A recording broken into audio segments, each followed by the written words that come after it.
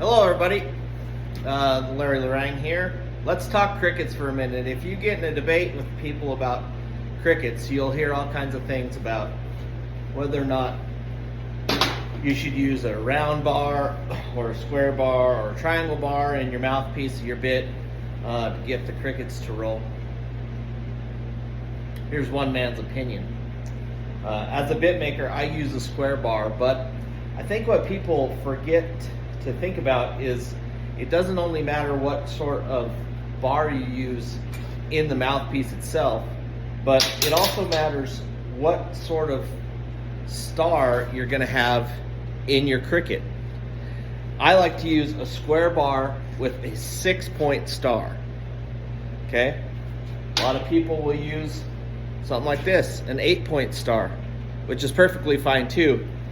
But I've got a bunch of crickets here, and I thought it would be interesting to show everybody the results and the differences that not only the shape of the bar makes, but the star in your cricket makes. So let's just start with the round bar. Okay, this is a piece of 3/16 round bar, very commonly used. And so I have two steel crickets right here. This is just plain old mild steel cricket. One of them, this one, has an 8-sided star inside of it, and this one has a 6-sided star. 6-sided star on a round bar. Rolls very easy, and you can kind of hear it. Here's the 8. Also rolls very easy, and I would say that the sound difference is minimal. Here are two copper crickets, 1/4 inch thick. One has a 6-sided star, one has an 8-sided star. First, the 6.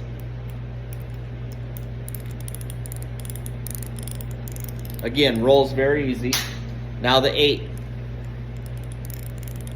Rolls very easy.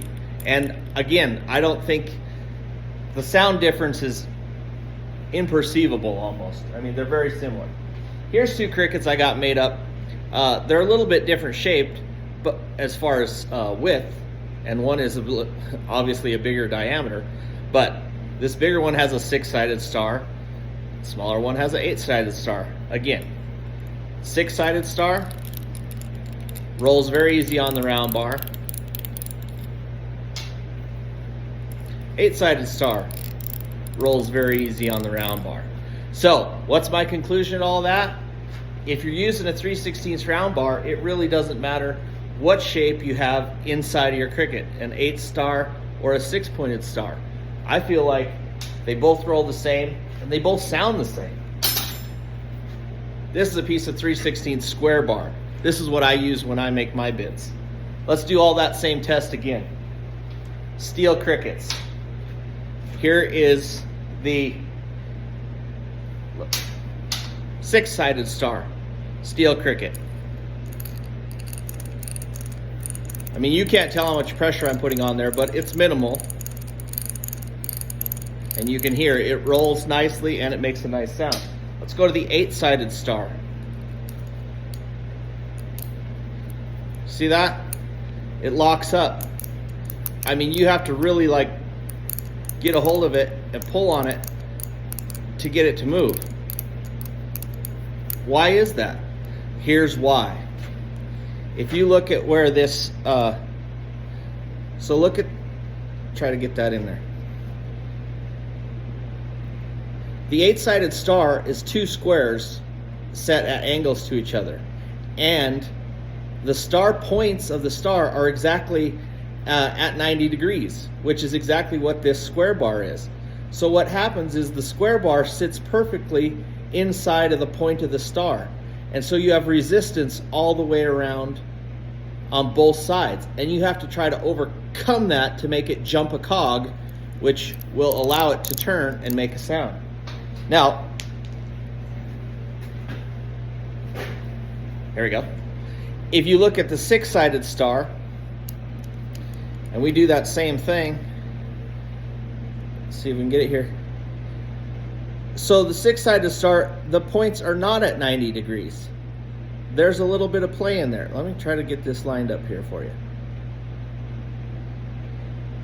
So it's really only touching on one side at a time, and then there's a gap on the other side. So therefore, there's just less surface area to overcome. The points are a little shallower, and it can easily jump the cog and roll. Let's go to the copper crickets. Here's that 6-sided star. Rolls easy. Makes a nice noise. Here's the 8. Again, you have to really kind of work at it to get it to roll around there.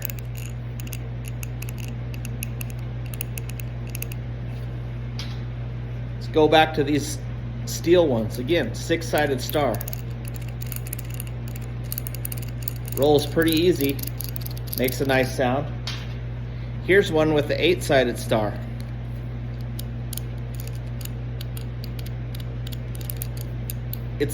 It makes a nice sound if you can get it to roll, but it hangs up in the corners, which is what I was talking about earlier, because again, the square sides are exactly touching. It's hooking on both sides. So just imagine if this is your horse's tongue and he's trying to roll this roller, and he's getting a hold of it and he pushes up on it and it locks up like that right there. I mean, if he's real gentle, it'll roll. But if you put a 6-sided star on a square bar, so much easier for your horse to roll that with his tongue. So the great debate on what's better, square bar or round bar inside of a mouthpiece, but that's really only half of the equation. So you really got to think about not only what shape you're using for that, but also what shape is in your cricket. That's just my opinion, but I like the 6-sided star on the square bar. Thanks everybody. Till next time.